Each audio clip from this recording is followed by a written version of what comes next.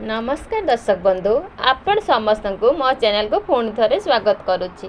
दर्शक बंधु प्रत्येक माँ मानकर बापा मानकर गोटे इच्छा थाए मो झी बाहा हो शाशु घर को जीव एवं सेठारे सुख शांति रहिब मो झी सौभाग्यवती हेब एवं प्रत्येक झीक यही गोटे स्वप्न थाए से स्वामी सदा प्रिय होई रहिबे एवं घर गोटे भलर बहु होई रहिबे सरे सबुबले सुख शांति रहिबे शाशु घरे कौन दुख जंत्रणा से पाद भी न छुए एवं प्रत्येक झील माने स्वप्न थाए कारण केउ नारी चाहिए जे से दुखरे रहिबो समस्तंकर इच्छा थाए जे शाशु घरे धन संपत्ति सुख एवं सब भोग करिया पई प्रत्येक नारीर ए इच्छा थाए।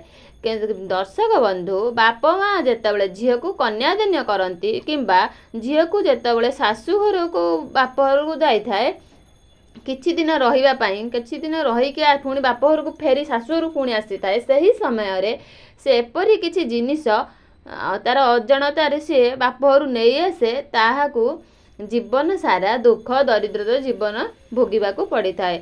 सही जिनिस आनिबा द्वारा स्वामी स्त्री भितर झगड़ा होता है जेते चेष्टा कला मध्य शाशु शशुर मन में जगह बनई पारे नाही जेते चेष्टा कला मध्य घरर आर्थिक को सदृढ़ करि पारे नाही। झीटी जेतेबेले सरल जेते शांत स्वभावर हेले मध्य तार यही किछि भूल पाई केबे मध्य शाशु घरे सुखरे रही पारि न थाए। दर्शक बंधु एई वीडियो माने आपण माने देखुचंती वर्तमान बाहाघरर समय आसी जाइछि प्रत्येक बाप माँ मैंने उचित शुभ लग्न देखि निज झी मान को कन्यादान करिवारे प्रस्तुत एही खरा छुट्टी रे अन्य दिन निज बाप घर जाइथांती किछि एपरी जिनिस नहीं आसी थांती जहा द्वारा कि से सदा सर्वदा शाशु घरे अशांति रे रही थांती। जदि आपण माने एई भूल करूचंती जानि नांती जे केउ जिनिस बाप घर आनिबा दरकार उचित नुह तेबे भिडियोटी को निहाती शेष पर्यंत देखंतु कारण भिडियो माध्यम रे आपण मानकर सदा सर्वदा सुंदर सुंदर टिप्स नहीं आसुची। आपण माने ए चैनल को सब्सक्राइब करि नांती जल्दी सब्सक्राइब कर दियंतु भिडियोटी को बहुत मात्रा रे शेयर करंतु कारण एई भिडियो प्रत्येक नारी माने देखिबा निहाती अटे नारी मानक पाई प्रत्येक बाप माँ पाई ए भिडियोटी लाभदायक अटे। तेबे देरी न करी ए भिडियोटी को आरंभ करिबा। दर्शक बंधु बाप माँ निज झील को अली अली रे बढ़ी थांती एवं तांकर इच्छा थाए कि सी सेतेबेले शाशु घर को छाड़ी थांती निज शक्ति मुताबक सबु किछि दबाकू थांती कुलरू छांचुणी पर्यंत प्रत्येक जिनिस से निज झील को शाशु घर जीवा समय दे थांती। दर्शक बंधु झीटी गोटे भूल करिथा जे आमे जे गोटे सुहागिन स्त्री अर्थ विवाहित महिला सिंदूर जेतेबेले बाप घर आनी थाए सबुठारु बड़ भूल करिथाए। सिंदूर सदा सर्वदा निज स्वामी को पैसा रु पिंधिबा दरकार बाप घर ए सिंदूर घर आणंतु नाही। विवाह सत कथार निजे सिंदूर तो निश्चित आनीथिबे किंतु ए विवाहित महिला पाई शुभर प्रतीक अटे एको धरा जाए नहीं। तापरे जानुछंती जेबे शाशु घर को आसी गलेनी शाशु घरर बासिंदा होई गलेनी तेबे सिंदूर जो सिंदूर लगाउछंती से सिंदूर को आपण निजंग स्वामी को पैसा रे किणंतु एहा करिबा द्वारा आपण को स्वामी स्त्री भितरे सदा सर्वदा प्रेम भरी रहिबो केबे मध्य मन मालिन हेबो नाही। एवं दर्शक बंधु सिंदूर को निज स्वामी को कहते सप्ताह को गोटे थर मध्य निज स्त्रींकर मथारे भरीदेवे निज निज मथारे निज स्त्री मथारे स्वामी लगाई देवे यह करिबा द्वारा प्रेम संपर्क बढ़ी थाए झगड़ा हुए नहीं।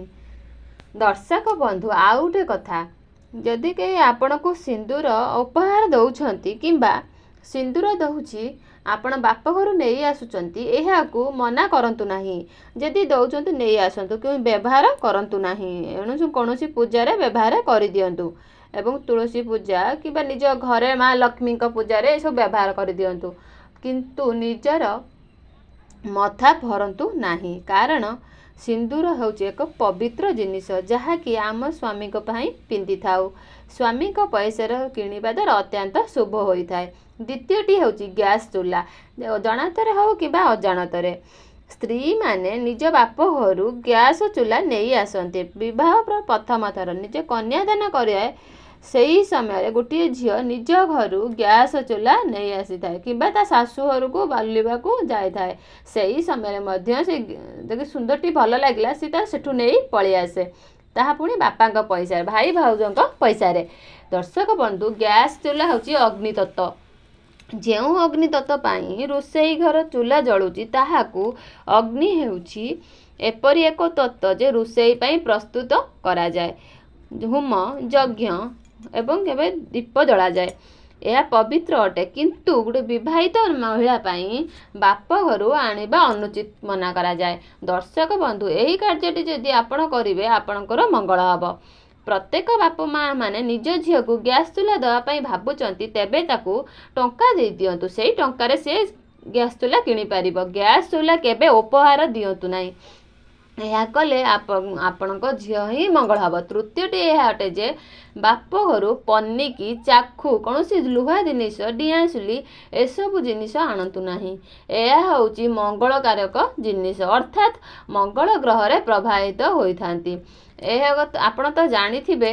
ଭୁଲ ମଧ୍ୟ ଆପଣ ଶନିବାର ଦିନ ଘର ଆସୁଛନ୍ତି, କୌଣସି ଜିନିଷ ମାନେ ଆପଣ ଆସୁଛନ୍ତି ଘରକୁ, ଆପଣଙ୍କୁ ସନ୍ଧ୍ୟା ହୋଇଯାଉଛି। ଝିଅଟି ଯେତେବେଳେ ବାପ ଘରୁ ଶାଶୁ ଘରୁ ଫେରିଥାଏ ହଠାତ୍ ସନ୍ଧ୍ୟା ହୋଇଯାଏ। ସେହି ସନ୍ଧ୍ୟା ସମୟରେ ଏହି ଲୁହା ଜିନିଷ, ଧାର ଜିନିଷ ନେଇକି ଆସେ, ଘରର ଦରିଦ୍ରତା ଡାକି ଆଣେ। ଅଜାଣତରେ ହେଉ କିମ୍ବା ଅଜାଣତରେ ହେଉ, ଘର ଭିତରେ କଳହ, ଦରିଦ୍ରତା, ଅଲକ୍ଷ୍ମୀକି ଡାକି ଆଣିଥାଏ। ସେଇ ଝିଅ ହେଉଛି ନା ବୋହୂଟି ହେଉଛି ଘରର ଲକ୍ଷ୍ମୀ। ସେ ଯଦି ଲକ୍ଷ୍ମୀ ଏପରି କାମ କରିବ ତାର କିପରି ମା' ଲକ୍ଷ୍ମୀ ଆସିବେ? ତେଣୁ ପ୍ରତ୍ୟେକ ଝିଅମାନେ, ପ୍ରତ୍ୟେକ ବୋହୂ ମାନେ ଏହି ଜିନିଷଟିକୁ ନିଶ୍ଚିତ ଧ୍ୟାନ ଦିଅନ୍ତୁ, ଆପଣଙ୍କ ଝିଅର ହିଁ ମଙ୍ଗଳ ହେବ। ଯଦି ଦେବାର ଅଛି ଟଙ୍କା ଦେଇ ଦିଅନ୍ତୁ, ନିଜ ସ୍ୱାମୀଙ୍କ ପଇସାରେ, ନିଜ ଶାଶୁଘର ପଇସାରେ ଏହିସବୁ ଜିନିଷ କିଣନ୍ତୁ, ନେଇକି କେବେ ଆସନ୍ତୁ ନାହିଁ। ଚତୁର୍ଥଟି ହେଉଛି କାଠ। ବହୁତ ଲୋକ ଏବେ ବି ମଧ୍ୟ କାଠରେ ଚୁଲି ବ୍ୟବହାର କରୁଛନ୍ତି। ସେମାନେ କ'ଣ କରୁଛନ୍ତି, ନିଜେ ବାପ ଘରୁ ଏକୁ ଆଣୁଛନ୍ତି। ଏପରି ଆଣିବା ଅନୁଚିତ ମନା କରାଯାଏ। କାଠ ଯେକି ହୋମ ଯଜ୍ଞରେ ବ୍ୟବହାର କରାଯାଏ, ସବୁ ସମୟରେ ବି ବ୍ୟବହାର କରାଯାଏ ଏବଂ ଶୁଭ ମଧ୍ୟ ଅଟେ ଏବଂ ଅଶୁଭ ବି ଅଟେ। ଯେକୌଣସି ଆମେ କାଠ ନ ଆଣିବା, ଆମେ ଆଣିଲେ କ'ଣ ଅସୁବିଧା ହେଇଯାଉ? ଯଦି ବାପ ଘରୁ ଏ ଭୁଲ ମଧ୍ୟ ଆଣନ୍ତୁ ନାହିଁ, କାରଣ ଏହା ଗରିବକୁ ଡାକି ଆଣିଥାଏ, ଅଜାଣତରେ ହେଉ କିମ୍ବା ଅଜାଣତରେ ହେଉ। ପ୍ରତ୍ୟେକ ମଣିଷ ଦ୍ୱାରା ଭୁଲ ତ ହୋଇଥାଏ। ଗୋଟିଏ ଜାଣି ସାରିଲେଣି, ଏଇଟା ଜାଣିଶୁଣି ଆମେ ଭୁଲ କରିବା। ଏବଂ କାଠ ଯଦି ଆଣୁଛନ୍ତି, ଛୋଟିଆ କାଠଟେ ହେଉନା କାହିଁକି, ଭୁଲରେ ମଧ୍ୟ ବାପ ଘରୁ ଶାଶୁ ଘରକୁ ଆଣନ୍ତୁ ନାହିଁ। ଏବଂ ତାପରେ ହେଉଛି ସିଫ୍ଟି ପେନ୍। ସିଫ୍ଟି ପେନ୍ ହେଉ, ଛୁଞ୍ଚି ହେଉ, ଅନେକ ମହିଳାଙ୍କର ଇଚ୍ଛା ଥାଏ ଛୁଞ୍ଚି ସୂତାରେ ସିଲେଇ କରିବା। ସିଲେଇ ମଧ୍ୟ ଥାଏ, ଏହା ମଧ୍ୟ ରହିବା ମଧ୍ୟ ଦରକାର। ବାପ ଘରୁ ସିଲେଇ ଜିନିଷ, ସୂତା, ଛୁଞ୍ଚି, ସିଫ୍ଟି ପେନ୍ ଏସବୁକୁ ଆଣନ୍ତୁ ନାହିଁ। ଏହା ହେଉଛି ଶନିକାରକ ଗ୍ରହର ଜିନିଷ, ଏହା ଯାହାକି ଧାରୁଆ ଜିନିଷ। ବାପ ଘରୁ ଏହିସବୁ ଜିନିଷ କେବେ ବି ଆଣନ୍ତୁ ନାହିଁ। ଏହିସବୁ ଜିନିଷ ଆଣିଲେ ଘରର କଳହ, ଦାରିଦ୍ରତା, ଶନି ଦଶା ଲାଗି ରହିଥାଏ। ତେଣୁକରି ଆପଣ ଯଦି ପାରୁଛନ୍ତି ବାପ ଘରୁ ଏ ଜିନିଷ ଆଣନ୍ତୁ ନାହିଁ। ତାପରେ ହେଉଛି ମସଲା ଜାତୀୟ ଜିନିଷ, ଯାହାକି ମାନେ ମରିଚ ଗୁଣ୍ଡ, ହଳଦୀ ଗୁଣ୍ଡ, ଅନ୍ୟ କୌଣସି ମସଲା। ବାପ ଘରକୁ ଯଦି ଯାଉଛନ୍ତି, ଦେଖିଲେ ସବୁ କିଛି ଶସ୍ତାରେ ଅଛି, କିଛି ଉପହାର ବି ମିଳୁଛି, ତାହାକୁ ନେଇ ଆସୁଛନ୍ତି। ସେ ତେଲ ହେଉ କିମ୍ବା ରୋଷେଇ ଘରର ମସଲା ଜାତୀୟ ଜିନିଷ ହେଉ। ସବୁଠାରୁ ମହା ବିପଦ ହୁଏ ମରିଚ ଗୁଣ୍ଡ ଆଉ ଲୁଣ। ଏପରି ଯଦି ଆଣୁଛନ୍ତି ଆପଣ ଘର ହିଁ କଳହ ହେବ। ପୁଣି ଆପଣ ଏଇ ଚିନ୍ତା କରିବେ ଯେ ମୋ ଶାଶୁ ଘରୁ ସବୁ ତ ଠିକ୍ ଠାକ୍ ଥିଲା, ପୁଣି ହଠାତ୍ କାହିଁକି ଏମିତି ପରିସ୍ଥିତି ହେଲା। ଏ ଛୋଟିଆ ଜିନିଷ ଆପଣଙ୍କ ଜୀବନ ବଦଳାଇ ଦେବେ। ସୁଖ ଶାନ୍ତିରେ ରହିବାକୁ ଥିଲେ ଏପରି କିଛି ନିୟମ ପ୍ରତ୍ୟେକ ମହିଳାମାନେ ମାନି ନେବା ଦରକାର। ଏମିତି କିଛି ଇଲେକ୍ଟ୍ରିକ୍ ଜିନିଷ ବାପ ଘରୁ ଶାଶୁ ଘରକୁ ନେଇ ଆସନ୍ତି। ପ୍ରଥମ ଥର ତ ସମସ୍ତେ ନେଇକି ଆସନ୍ତି ଏବଂ ଯେତେବେଳେ ପୁଣି ଥରେ ଯାଉଛନ୍ତି ଟଙ୍କା ନେଇ ଆସୁଛନ୍ତି। ଯଦି ନିଜ ଶାଶୁ ଘରକୁ ପଇସାରେ ତାକୁ କିଣି ଦିଅନ୍ତୁ। ବାପ ଘର ପଇସାରେ ଦ୍ୱିତୀୟ ଥର କୌଣସି ଆଣନ୍ତୁ ନାହିଁ, ଜିନିଷ ନେଇକି ଆସନ୍ତୁ ନାହିଁ। ଆପଣ ଟଙ୍କା ନେଇକି ଆସିପାରନ୍ତି, ନିଜ ଶାଶୁଘରଙ୍କୁ ବ୍ୟବହାର କରିପାରନ୍ତି, କିନ୍ତୁ ଇଲେକ୍ଟ୍ରିକ୍ ଜିନିଷ, ଛୁଞ୍ଚି, ଧାରୁଆ ଜିନିଷ, ଲାଇଟର, ଏସବୁ ମାଚିସ୍ ଏସବୁ ନେଇକି ଆସନ୍ତୁ ନାହିଁ। दर्शक बंधु आउ गोटे कथा आपण मानकु मु कहिदेबी झीटीए जो कन्यादानटे करूचंती किछि जिनस आपण जानिबा दरकार आपण झीर सुख समृद्धि पाई एमिति बहुत जिनस थाए एकु मानिबा बहुत अत्यंत अटे। एवं इलेक्ट्री रे गैस चूल्हा इलेक्ट्रिक चूल्हा यह आणतु ना कौन सी चूल्हा जातीय जिनिस बाप घर शाशु घर को आणतु ना निजे किणतु निजे शाशुघर टंकार किणतु बाप घर आणतु ना एपरी करने द्वारा आपण ही मंगल हम।